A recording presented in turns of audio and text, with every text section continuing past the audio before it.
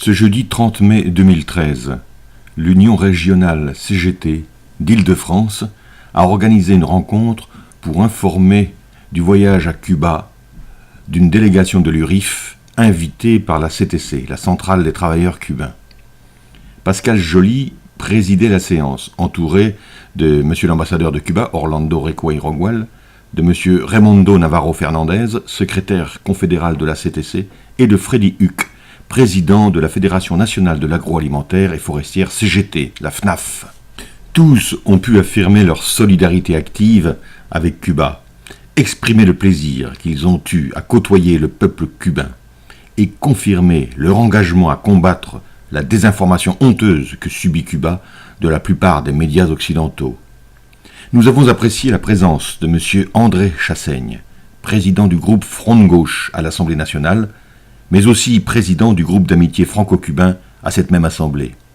Il a avec force proclamé sa détermination à combattre le blocus criminel, tous les préjugés injurieux émis par les donneurs de leçons de démocratie de tous bords à l'encontre de Cuba.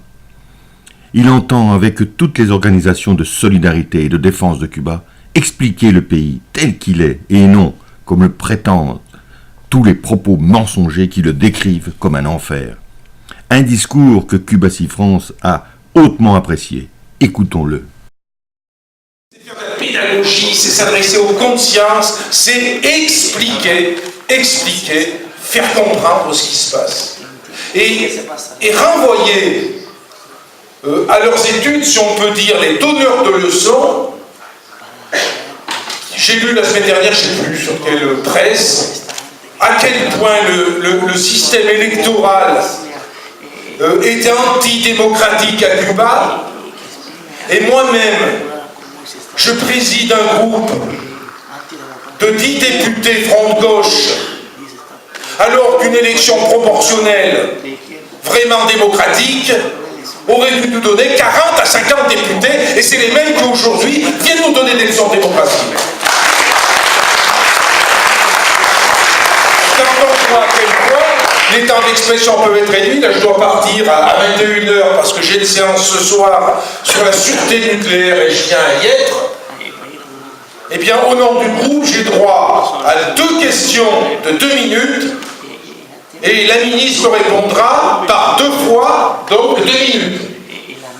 Donc vous voyez bien comment on peut aller au fond des problèmes de la sûreté nucléaire dans notre pays. En tout cas, qu'on ne vienne pas nous donner des leçons. Et je crois que c'est important qu'on puisse expliquer que la conception que l'on nous a gravée dans la tête de la démocratie, c'est une conception qui n'est pas universelle, et donc il faut montrer les limites, expliquer à quel point l'expression du peuple peut aussi se manifester de façon différente.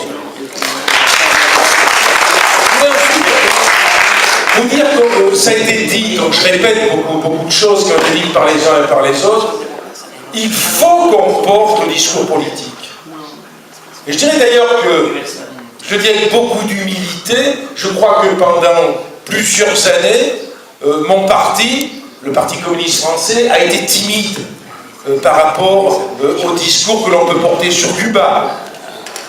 Ou quelquefois d'ailleurs, notre organisation politique faisait même une forme de course à l'échalote. Il fallait qu'elle soit la première à sortir un communiqué pour dénoncer des soi-disant atteintes aux libertés. Je crois que ça, c'est en train de bouger. Vraiment, c'est en train de bouger. On se pose des questions, on voit les choses telles qu'elles sont. D'ailleurs, il y a eu un voyage récent de notre secrétaire, je ne suis pas là pour ça, mais je veux le dire quand même, de notre secrétaire national à Cuba. Mais je crois qu'on ne peut pas effectivement limiter notre engagement à seulement de la solidarité, même s'il faut de la solidarité, même s'il y a des associations qui font un excellent boulot par rapport à la solidarité, par rapport à la coopération, par rapport au co-développement, il faut qu'on pose des questions politiques, la question politique du blocus, il faut le dire, il faut le redire, la question politique des 5, toutes les questions politiques, il faut qu'on les pose. Il y a des associations qui le font. Je vais accompagner une délégation de Cuba d'ailleurs la semaine prochaine sur cette base-là, mais et tous les uns et les autres, il faut qu'on ne lâche pas par rapport à ça, et que la situation actuelle de Cuba, eh ben, elle est due en grande partie au blocus. On peut rêver ce que le serait Cuba si Cuba n'avait pas de blocus. C'est-à-dire que si Cuba ne subissait pas d'un côté les effets de la crise internationale, amplifiés par le fait qu'il y a le blocus pour les faire crever. Bravo. Et pour terminer, je dirais simplement quelques mots, un peu de pédagogie sur le groupe d'amitié que je préside à l'Assemblée nationale. C'est vrai que j'ai demandé, mais exigé, de présider ce groupe d'amitié. Moi je dis souvent, j'ai passé la soixantaine, de temps en temps j'ai bien le droit de me faire plaisir. Et j'aime Cuba, et j'ai demandé à présider ce groupe d'amitié. Alors on fait suffisamment de choses en se bottant le cul, en quelque sorte, que quelquefois on peut assumer des responsabilités qu'on mène avec beaucoup de plaisir. C'est ce que je fais en présidant le groupe d'amitié, mais avec des objectifs. L'objectif d'abord c'était de le faire vivre.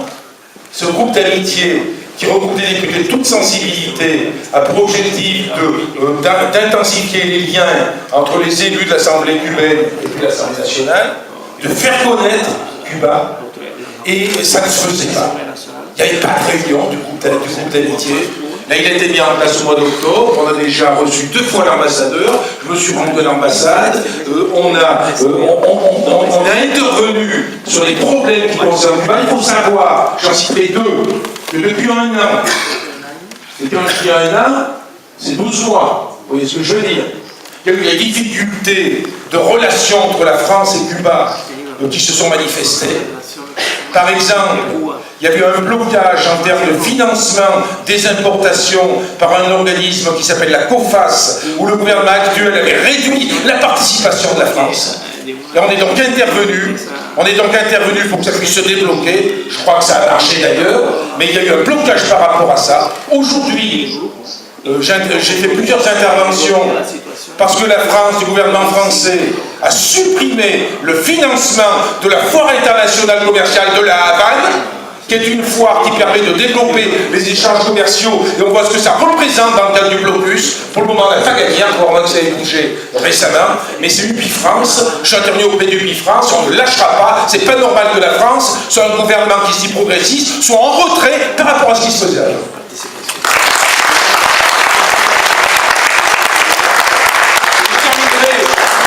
En disant que le rôle aussi mon rôle de président du groupe d'amitié, c'est d'être en lien avec les différentes associations. Ici, je suis très content d'être ici. Je sais que ça rentre un peu dans mes missions, dans la mesure, bien sûr, du temps disponible que je peux avoir. Mais en tout cas, on a un immense travail à faire pour aider Cuba, pour poser les questions politiques sur Cuba. Je pense que vous pouvez compter sur moi, comme sur les associations qui sont présentées ici. Et bravo encore pour ce que vous avez fait au niveau syndical. Et je crois qu'il faut qu'on tire tous dans la même direction. Comme on dit, la charrue, on va la gripper à une étoile.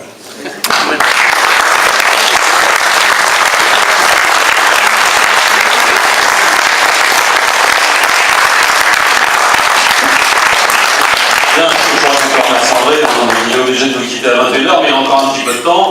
Donc il nous a apporté quand même quelques éléments assez intéressants sur son travail, notamment sur ce groupe d'amitié qui travaille à l'Assemblée nationale en lien avec Cuba. Bon, maintenant, ce que